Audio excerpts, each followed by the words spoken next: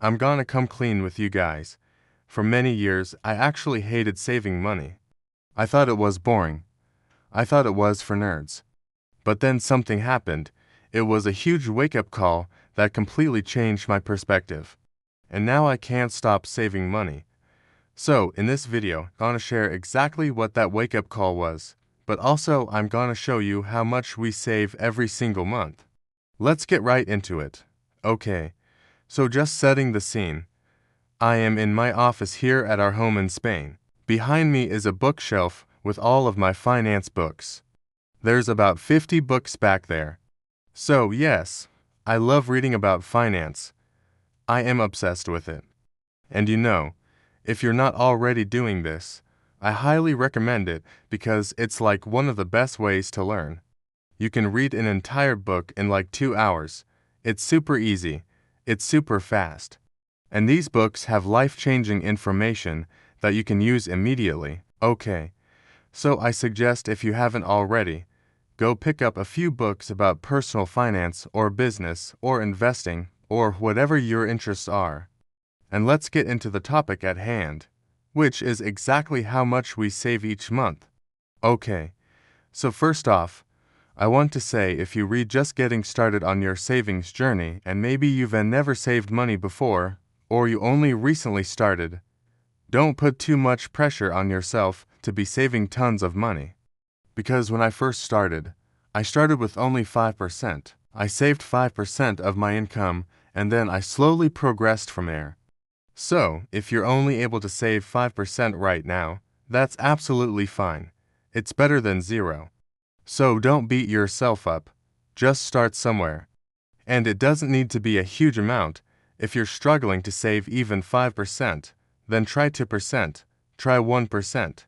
But just make sure that you're doing something. That's the most important part.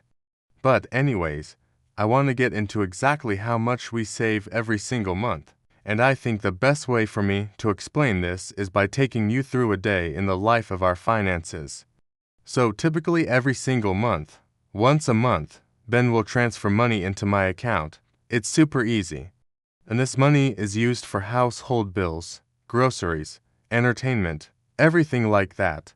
The money he transfers into my account is about $3,600 a month. That is our monthly living expenses, and we can make that work. We can pay all of our bills, we can eat out, we can do all the things we want to do with just that $3,600. So that's really great. And then the rest of our money goes into our different investment accounts. And so some of these accounts are long-term and some of these accounts are short-term. So it just depends on what we're saving for. But the good news is that this money, once it goes into these accounts, it's locked away and we can't touch it. So it's super important that we re-putting enough money into those accounts so that we can actually reach our financial goals. So right now we have 3 main goals. No. One is to buy a house in Portugal, and we're hoping to do this in the next 3 years. So we're looking at a pretty short time frame, and we need about 450,000 euros to buy this house. Now I know that seems like a lot, but the prices in Portugal are actually going down, which is great for us.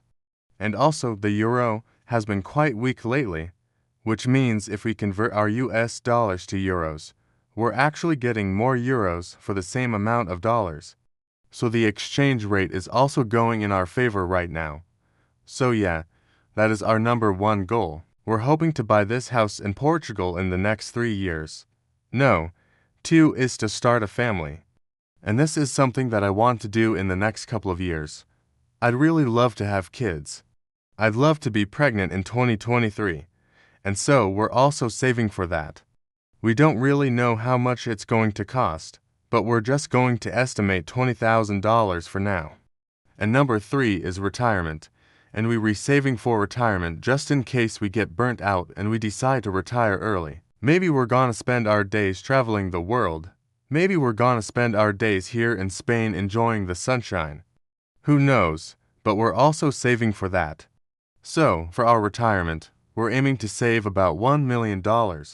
Okay, so adding all of that up, we have our €450,000 house, we have our $20,000 goal for having a baby, and then we have our $1 million goal for retirement.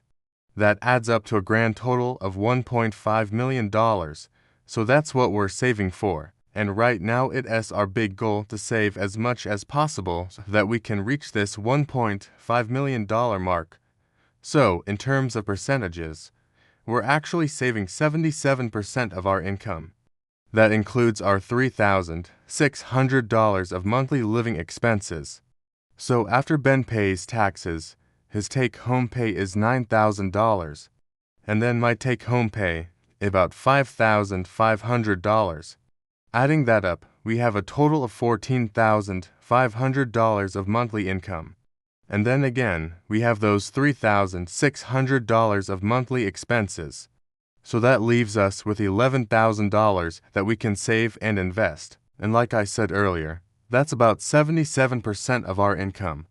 Now you might be thinking, wow, 77% is a lot. How do you guys do that? Well, we're lucky because we both have pretty high-paying jobs. And we also live in a very low cost of living country, so our expenses are extremely low. But truthfully, I think anyone can save 77% of their income if they really wanted to. It just takes some creativity. It takes some discipline, but it's definitely possible. Okay, so remember how I said that some of our savings are short-term and some of them are long-term? Well, I want to talk a bit more about that because I think that's one of the biggest mistakes people make when they re-saving money. They don't differentiate between their short-term goals and their long-term goals. So our long-term goals are things like buying a house, having a baby, retirement, anything where we're saving for further down the road. Anything over 5 years down the road is usually considered long-term, and our short-term goals are things like vacations, holidays, new furniture, anything that we need in the next couple of months. Anything that's less than 1 year is usually considered short-term. And so what we do is we keep our long-term goals in separate accounts. These accounts are harder to access. They have higher interest rates, but we can't touch them until we need them. So this is our emergency fund. This is our vacation fund. This is our house fund. This is our retirement fund. We have separate accounts for each of these goals. And then we keep our short-term goals in another account, and this account is much easier to access. It has a lower interest rate, but it's our everyday checking account. So every single time that we need to make a purchase, we can access this money straight away. We don't have to wait. It's our everyday account. Okay, so I hope that makes sense. But basically, we have all of these different accounts and all of these different places where we're re-putting our money so that we can reach our goals. And finally, I want to talk about how I actually track all of this because it is very easy for me to get a little bit carried away and overspend if I am not keeping track of where my money is going.